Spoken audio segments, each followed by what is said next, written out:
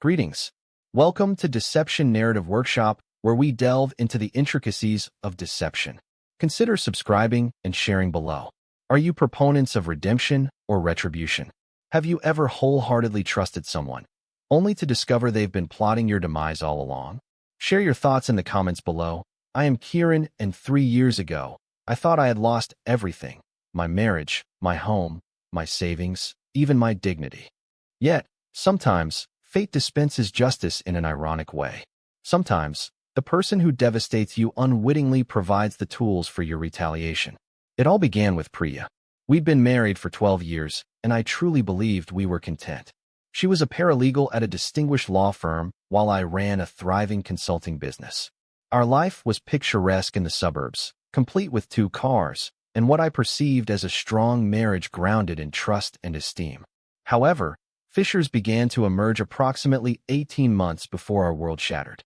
More frequently, Priya stayed late at work, attended weekend conferences, and grew emotionally distant.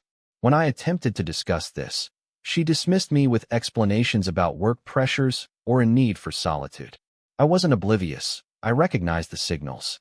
But I opted to trust her because, after 12 years, I had faith in our relationship. That was my first error.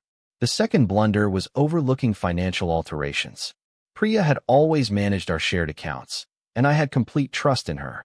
I should have detected the shift when she started rearranging funds, creating new accounts, and concealing financial documents.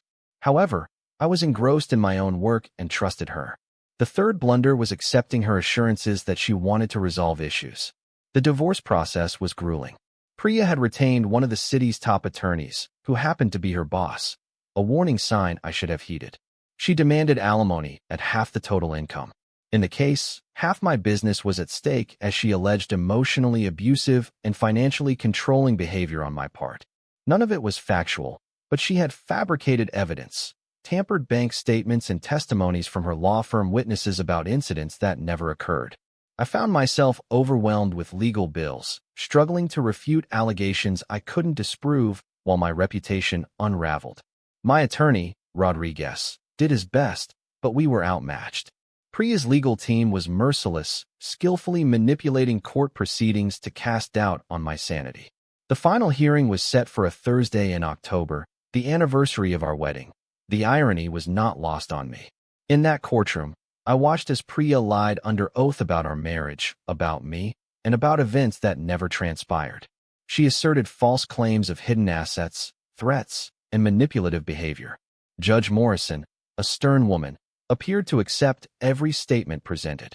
Upon conclusion, I had almost nothing left. My home, most of my savings, and my business were burdened by legal expenses, and I was commanded to pay significant alimony. Priya obtained everything she desired and more. However, the narrative takes an intriguing turn. 3 months following the finalization of the divorce, I resided in a modest apartment, attempting to reconstruct my life. Sorting through my remaining belongings from the house, I stumbled upon something concealed within an old business ledger: an unknown contract. It was a partnership agreement between Priya and her law firm, dated 6 months prior to her filing for divorce. This wasn't any ordinary employment deal. It established her as a full partner in the firm, effective immediately following the finalization of her divorce. The agreement detailed her remuneration, profit sharing, benefits, and contained a unique provision. This provision stipulated that her partnership was dependent on her being unmarried and able to fulfill the personal and professional duties associated with the role. It took me 3 reads to fully grasp the gravity of the situation. Priya hadn't merely been unfaithful. She had orchestrated our divorce for months, perhaps even years. She had manipulated every facet of our separation to boost her financial returns and secure her place at the firm. However, the most incriminating aspect wasn't what the contract stated, but what it revealed. During our divorce hearings, Priya swore under oath that she was unaware of any potential partnership prospects. She had asserted financial difficulties, claiming she would require alimony to sustain her lifestyle due to limited career opportunities, yet she had lied under oath. And I had the evidence. Immediately upon receiving the contract, I handed it to Rodriguez. His gaze shifted between the document and me, revealing an emotion I hadn't witnessed throughout our divorce process: In a soft voice, he uttered, "Hope, this alters everything. If we can substantiate that she was aware of this partnership during the divorce proceedings, and if we can demonstrate that she deliberately withheld this information, we filed a motion to reopen the case based on recently uncovered evidence." This motion encompassed accusations of fraud, perjury, and a demand for full financial disclosure from both Priya and her law firm. The hearing was set for a Tuesday morning in January. I recall entering the same courtroom, observing Priya seated at the defendant's table with her attorney. She appeared self-assured, almost arrogant. Unaware of the impending developments, Judge Morrison called the case. Rodriguez rose and presented the contract, eliciting a profound silence as the judge perused it, her countenance growing more grim with each page. "Ms.," she began sternly. "Judge," said Priya eventually, "were you aware of this partnership agreement during my divorce proceedings?" A look of shock spread across my ex-wife's face. For the first time in over a year, she seemed genuinely frightened. "Your Honor," she stammered, "I can explain.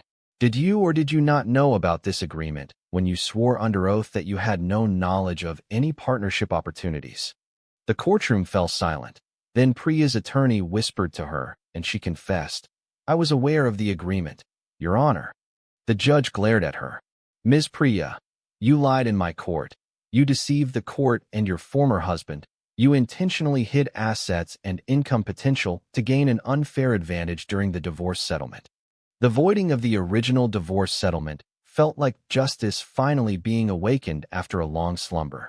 1. She commanded Priya to repay every dollar of alimony received, along with interest. In addition, I was granted damages for legal costs and emotional distress. Moreover, the case was handed over to the district attorney for criminal investigation, but the true fulfillment came when I witnessed Priya's career collapsing. The partnership agreement became invalid as soon as her perjury was exposed.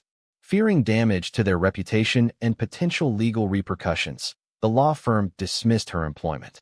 Within 6 months, she was disbarred. The person who had spent years damaging my life lost everything in a single morning: her career, reputation, financial stability, all due to one document that she believed was well hidden. The twist is that if she had merely been honest, if she had asked for a fair divorce instead of attempting to take everything, she would have retained her partnership, and we both could have moved on with our lives. Greed and deceit have a habit of demolishing those who employ them. I won't feign empathy for her, as I did feel something else: vindication. It was as if the universe had rectified the imbalance. The last time I encountered Priya was during the final hearing when she was mandated to pay reparations. Her gaze met mine across the courtroom, and in her eyes, I saw a specter I had never witnessed before: fear, remorse, and the chilling recognition of self-destruction. With the settlement money, I reconstructed my business. I relocated to another city, started anew, and eventually attained serenity. Though I did not remarry, I learned to trust again, albeit cautiously.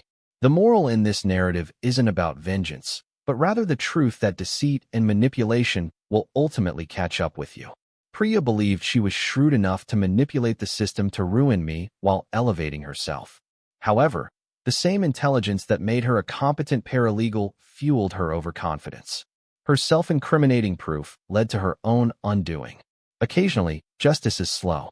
Sometimes it's unexpected. However, I've found that it always arrives. If you've reached this point, thank you for hearing my tale. If you've gone through something analogous, know you aren't by yourself. And if you're currently grappling with deception, keep hope alive.